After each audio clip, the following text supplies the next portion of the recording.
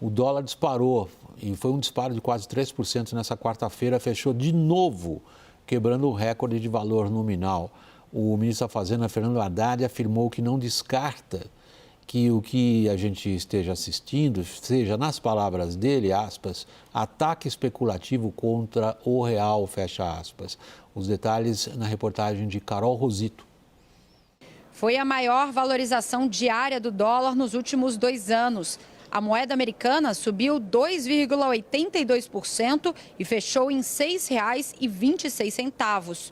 O pico responde à falta de confiança dos investidores na situação fiscal do país e ao fluxo cambial negativo registrado nos últimos dias. A decisão do Banco Central americano de cortar a taxa básica de juros em 0,25 ponto percentual também contribuiu para a piora no cenário. A queda já era esperada, mas o Fed indicou que deve demorar mais para baixar os juros nos próximos 2 anos, o que fortalece a procura pelo dólar. Apesar da perda de valor do real, o Banco Central não fez interferência no câmbio nesta quarta-feira, mas afirmou que vai vender 3 bilhões de dólares à vista na manhã de quinta-feira.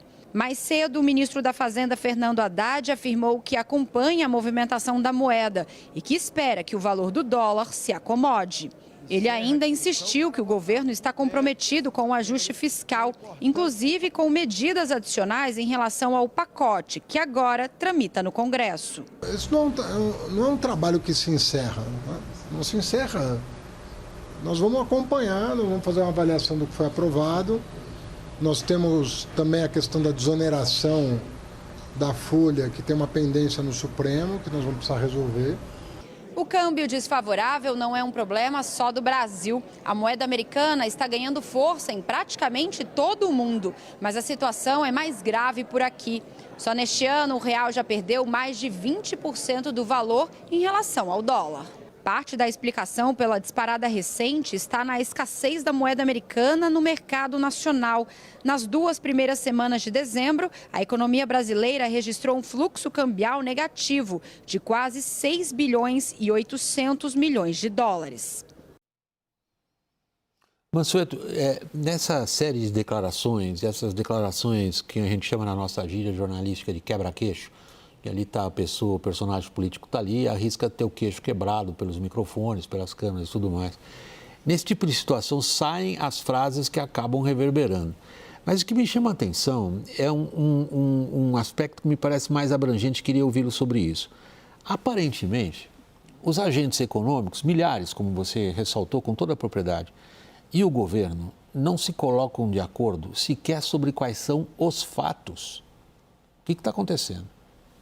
Então, o fato muito claro é que há uma incerteza em relação ao conjunto de medidas que o governo tomou e, eventualmente, irá tomar mais à frente para melhorar a situação fiscal. A gente está numa situação bem esquisita, porque a balança comercial do Brasil está muito forte. Pós-pandemia, o Brasil teve recorde de balança comercial. Ano passado, o Brasil teve o maior saldo da balança comercial da nossa história, 98 bilhões de dólares. Esse ano, a gente vai fechar com saldo de balança comercial, tudo que o Brasil vende para o resto do mundo, menos o que ele compra, um saldo de 75 bilhões de dólares. Então, a situação das contas externas do Brasil é tão sólida. Apesar disso, a gente tem hoje, a nossa moeda, o real, está entre as piores moedas do mundo em termos de perda de valor esse ano. A gente só está ganhando do Líbano, da Nigéria, do Egito e da Venezuela. Então, a nossa moeda está com a desvalorização acima de 25%. E por que isso? Por causa de toda essa incerteza fiscal. Naturalmente, quando você tem uma queda da bolsa, quando o juro aumenta, quando o dólar fica muito caro, no mercado financeiro, todo mundo tenta se proteger. Então, por exemplo, há 3, 4 semanas atrás, eu diria que tinha muita gente no mercado apostando que o dólar ia ficar mais barato, porque viria um conjunto de medidas fiscais, ia comprovar que o governo iria cumprir com as regras fiscais, o dólar que estava há 3 semanas atrás R$ 5,81, poderia até ficar mais barato. Enfim, essa expectativa não se realizou, o dólar começa a ficar cada vez mais caro, as pessoas têm que desmontar a posição para para parar uma perda que pode se tornar muito grande. E aí esse movimento leva, isso não é especulação, isso é um movimento de proteção inclusive com os investidores de vários fundos de investimento. Isso leva a uma desvalorização adicional do dólar, do real, mas por causa da incerteza. Qual é a maior fonte de incerteza hoje em relação à economia brasileira? Não é o comportamento das exportações nem de importação, é a questão fiscal. Como eu falei, a gente está num ritmo de crescimento muito forte da dívida e quando a gente olha para frente, a gente pergunta, olha, mas será que o resultado fiscal do governo no próximo ano será muito melhor do que esse? Em 2026 será muito melhor do que em 2025? E a gente não consegue responder. Hoje o mercado espera para o próximo ano, a gente vai terminar esse ano com um déficit primário, receita menos despesa, sem pagamento de juros, de 48 bilhões de reais. No ano passado foi 240 bilhões. Então o resultado fiscal primário melhorou. Mas, na verdade, a percepção de risco fiscal em relação ao ano passado aumentou, porque a gente olha para frente, o mercado, milhares de pessoas, e questiona o seguinte, será que o governo vai realmente conseguir controlar o ritmo de crescimento das pensões, aposentadorias, tudo aquilo que a gente chama de despesa obrigatória, que é 90% do gasto? Como não há muita clareza disso, e aí o mercado piora, fica essa incerteza, isso impacta câmbio, impacta a bolsa, impacta a inflação, impacta juros. Então, a gente está num cenário de incerteza e isso explica o dólar. Por isso que as vendas que o Banco Central, intervenções esporádicas que o Banco Central está fazendo no mercado cambial, até se justificam, mas isso não vai solucionar o problema, que qual é a maior fonte do problema, qual é a fonte da incerteza? Não é falta de dólar, a fonte de incerteza é o risco fiscal. Daniel. Eu tenho dúvidas, dois pontos que são dúvidas muito reais que eu queria colocar para o Mansueto. Uma é se por acaso, Mansueto, a gente está vendo um movimento ali de aumento, de expansão do crédito direcionado por parte dos bancos públicos, aí principalmente o BNDES, que leve a um pouco de perda de potência da política monetária. Segundo ponto, que eu percebo um ressentimento muito grande do governo aqui, é a ausência de eco na discussão sobre gasto tributário, que é uma agenda que o ministro Fernando Haddad já tentou colocar um pouquinho, né? A quantidade de benefício fiscal que existe.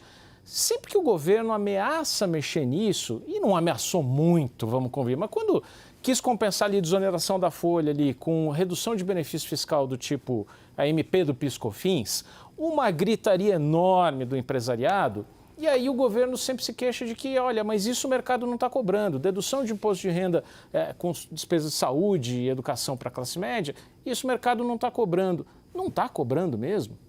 Então, eu acho que cobra. Primeiro, eu quero destacar que essa agenda do governo de revisão do que a gente chama benefícios tributários é uma agenda correta. Tem muito benefício tributário que não faz o mínimo sentido. Então, essa agenda do governo de reduzir todos esses regimes especiais tributários é uma agenda que tem todo o apoio de todo mundo que estuda a gasto público, finanças públicas no Brasil. O governo está correto, só que a gente não está vendo apoio político para avançar nessa agenda. Eu torço para que haja o apoio político, porque ajuste fiscal não tem mágica. Aí você está falando do Congresso. Do Congresso. O Congresso tem que apoiar, mas o governo tem que fazer um enorme esforço de explicar esses problemas para a sociedade para conseguir o apoio do Congresso. Porque se a gente não cortar a despesa, vai ter que aumentar a carga tributária no país, que a carga tributária já é muito alta. Então, essa agenda de revisão de benefícios tributários é correta. A primeira pergunta, Daniel... A potência da política monetária com parafiscal. A potência da política monetária é o seguinte... Talvez tenha tido um aumento pequeno das operações parafiscais, mas hoje o BNDES deve estar emprestando 140, 150 bi por ano. Isso é muito inferior ao que foi lá atrás, de 2009 a 2014, quando o BNDES emprestava por ano entre 300 e 400 bi por ano e grande parte era juro subsidiado. Não é o caso agora. A maior parte do empréstimo do BNDES é juro de mercado, é TLP. Então, por enquanto, eu não me preocupo tanto com as operações quase fiscais ou operações parafiscais como ocorreu no passado. Eu acho que o problema da expansão do crédito, na verdade, é que a gente estava numa situação de economia desde a pandemia. O Brasil cresceu em 2021 4,8%, 2022 3%, ano passado 3,2%, esse ano vai crescer 3,5%, com aumento com o mercado de trabalho em pleno emprego. A gente está com a taxa de desemprego que é a menor da série histórica do IBGE. Então, a gente está tendo crescimento de renda real. Naturalmente, o crédito se expandiu.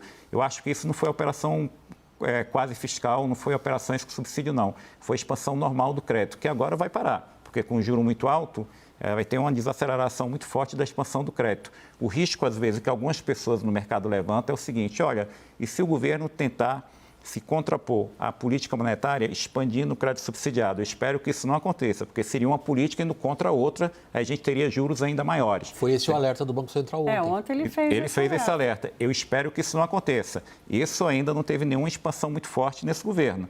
Mas se a gente for por esse caminho, é um caminho temeroso, é um caminho que vai trazer mais instabilidade. William, hoje uma figura que é bastante respeitada, um empresário, né? Ele não é do mercado financeiro, ele é um empresário. Ele usou uma analogia que me chamou a atenção. Ele falou, parece que o governo está dentro de um ônibus super confortável, carregando um monte de gente para uma viagem em que a economia cresce, o desemprego está em baixa, todas as famílias consomem e o mercado financeiro está gritando do lado de fora, dizendo o combustível vai acabar e vocês vão parar no meio da estrada sem nada. Ele fez essa analogia para explicar um pouco do que ele identifica como essa resistência do governo de admitir que tem um problema. Então, isso é uma coisa que eu acho que é grave, porque diagnóstico não falta. Diagnóstico feito, inclusive, pelo próprio Tesouro Nacional. O Mansueto foi muitos anos ali da Secretaria do Tesouro, trabalhou internamente nos ministérios e sabe que esse tipo de diagnóstico ele está mais do que mapeado. Então, não é por falta de informação, não é por falta de diagnóstico, não é por falta de prognóstico. E eu pergunto, tá, mas aí o que acontece? O governo aparece com um choque, porque sem convicção, né, todo mundo aponta que é um problema de comunicação, é um problema de convicção também. Então, para superar a percepção de que o governo não tem convicção no controle fiscal, a dose de comprometimento tinha que ser muito maior. Então, quando o Mansueto diz, olha, a gente não sabe o que vai ser nas próximas 2, 3 semanas, que a incerteza é muito grande, é porque, assim, o que é possível fazer, essa é uma primeira pergunta, e o que é mais provável acontecer, Mansueto? Olha, não sei, mas o grande desafio é ter um convencimento, um consenso entre o governo com o Congresso Nacional que, olha, a situação piorou, nós precisamos aprovar medidas fiscais um pouco mais duras. Ninguém está falando em corte grande de gasto, ninguém está falando em corte de despesa de 30, 50 bilhões de um ano para o outro, não é isso. É controlar o crescimento da despesa. O que o mercado, o que os vários analistas econômicos querem ver é o seguinte, olha, olhando para frente, eu posso ter a certeza que o crescimento da despesa será um pouco menor, será bem menor do que o que foi, por exemplo, nos últimos anos, o que está projetado, o governo vai respeitar o limite de 2.500%, ninguém está falando em corte de despesa.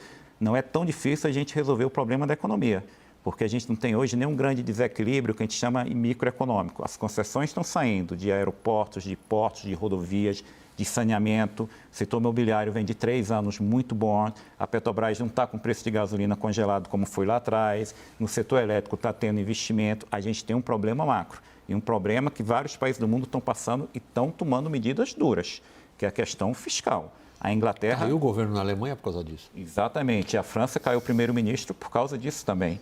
E na Inglaterra, o primeiro-ministro, que foi eleito há 5 meses atrás, propôs um ajuste que ele está aumentando carga tributária em 1,3 ponto do PIB, que é o maior aumento de carga tributária na Inglaterra desde 1993. Como não consegue cortar muita despesa, vai para o aumento de carga tributária. No Brasil, a gente vai ter que fazer alguma coisa. Eu espero que seja corte de gasto, mas não é corte de gasto imediato. É falar que, olha, o crescimento da despesa obrigatória daqui para frente será bem menor. Pelas regras que a gente tem hoje, o crescimento da despesa obrigatória nos próximos anos ainda assusta. Daniel está me pedindo a palavra. Esse cenário que a Thaís descreveu e também aquilo que o Mansueto mencionou no bloco anterior me remetem um pouco ao que era o governo Dilma I, ali, aquele cenário de 2014, com o PIB ainda crescendo razoavelmente bem, desemprego muito baixo, e aí todo mundo falando, olha, tem um ajuste necessário aí. E aí o ajuste começa subitamente após as eleições, no segundo governo curto da própria Dilma.